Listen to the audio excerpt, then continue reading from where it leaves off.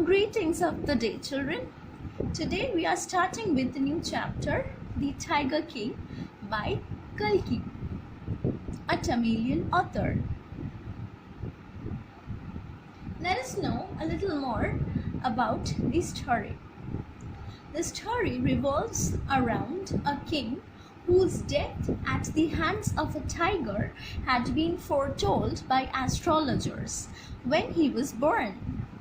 He tries to reverse the fate spelled out for him, and the author uses thinly veiled satire to walk the reader through the king's attempts, which later prove to be futile, in a manner that makes the readers laugh.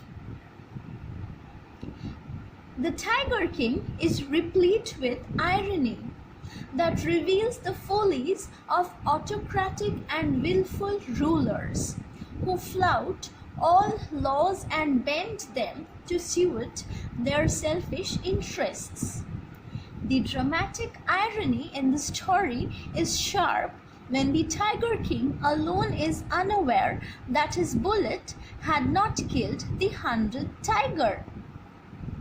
The other characters and the readers anticipate his doom as he celebrates his triumph over his destiny. Such is the sarcasm, lied or used in this story.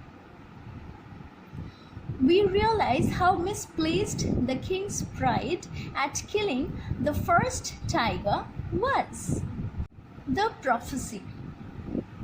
The astrologers had prophesied, "You may kill 99 tigers like this, but your death will be brought on by the 100th tiger." The king wanted to prove the astrologer wrong and to save his life thereby. Ironically, to avert death, he actually invites it.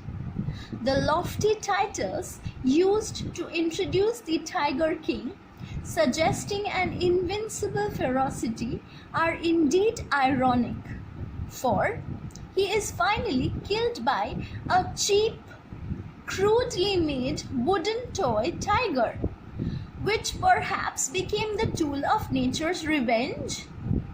He had killed 100 tigers in vain and must be punished for it. Perhaps it reflects the time we are abiding by now.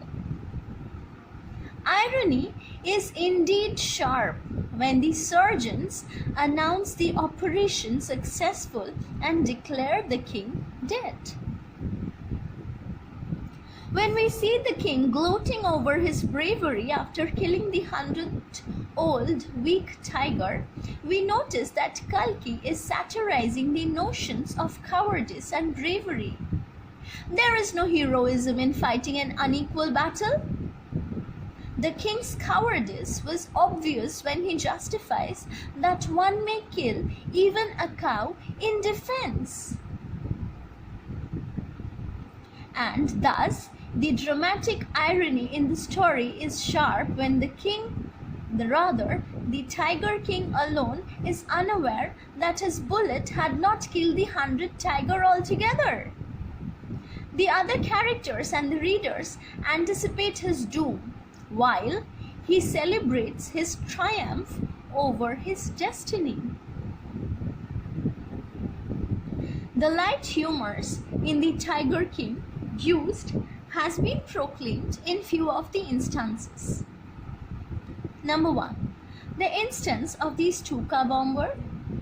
Number 2, the king's offer of mouse hunt, etc. Number 3, the incoherent blabbering by the Divan and the chief astrologer. Number 4, the Divan procuring an old tiger from People's Park and its stubborn refusal to get off the car, and the description of its waiting in humble supplication to be shot.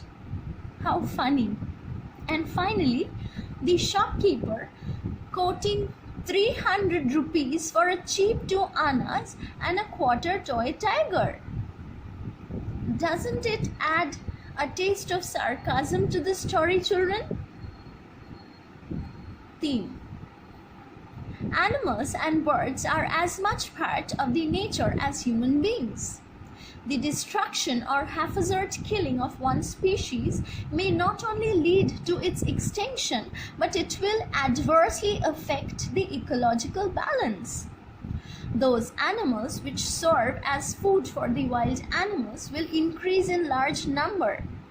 If the beasts of prey are wiped out, each species, howsoever fierce, deadly, ferocious, or poisonous, has its role in maintaining ecological balance in nature. Characters. The Tiger King. Who is the Tiger King? He is a hero of the story. The Maharaja of Pratibandhapuram, also known as His Highness Jamedar, General Khiledar, Major Satavyagra Samhari, Maharaja Dhiraja Vishwa Bhuvana Samrat, Sir Jilani Jangjang Bahadur, MAD, ACTC or CRCK. Crown Prince, who is the Tiger King when he grows up, is actually a 10-day-old baby who later became the Maharaja of Pratibandhapuram. The chief astrologer, a royal teller of the state, Durai, which means chief leader in Tamil, a British high-ranking officer and his secretary, Dewan, a chief administrative office of the Maharaja, and finally the Durai Sani, the wife of the high-ranking British officer, a greedy woman who takes all the 50 or so diamond rings for herself.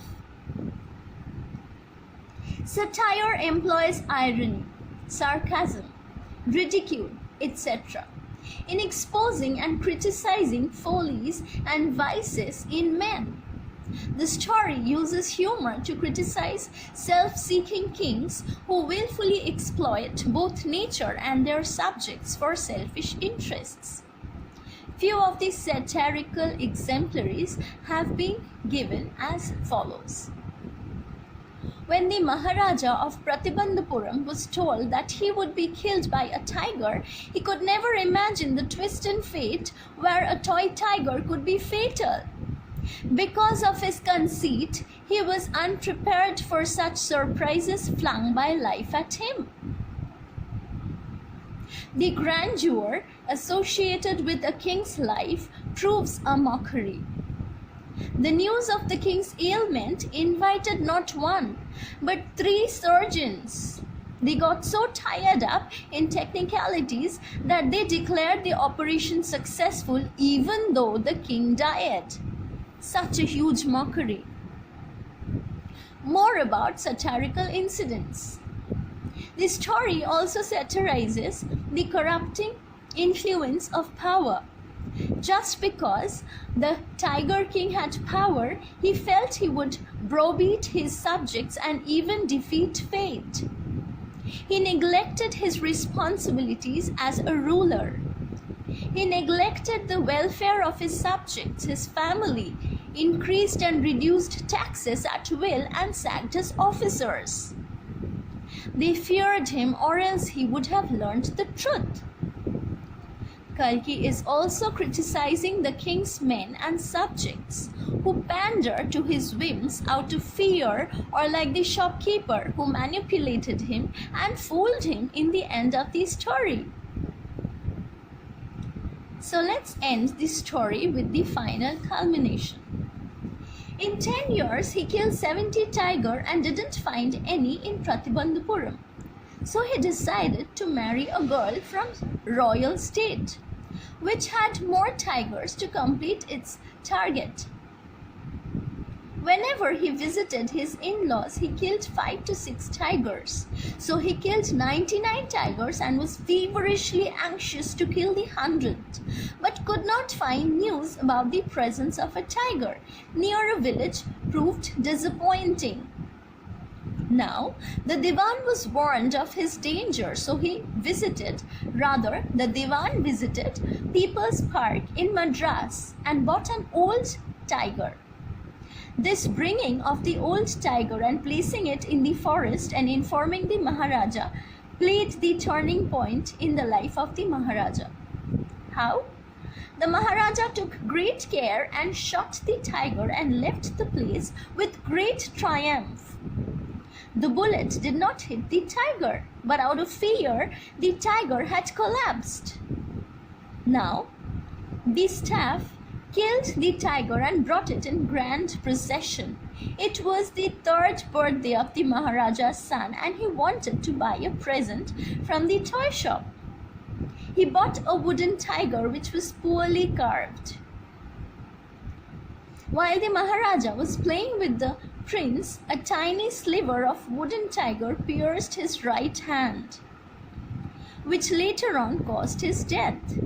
Thus, the 100th tiger takes his final revenge upon the Tiger King. The end.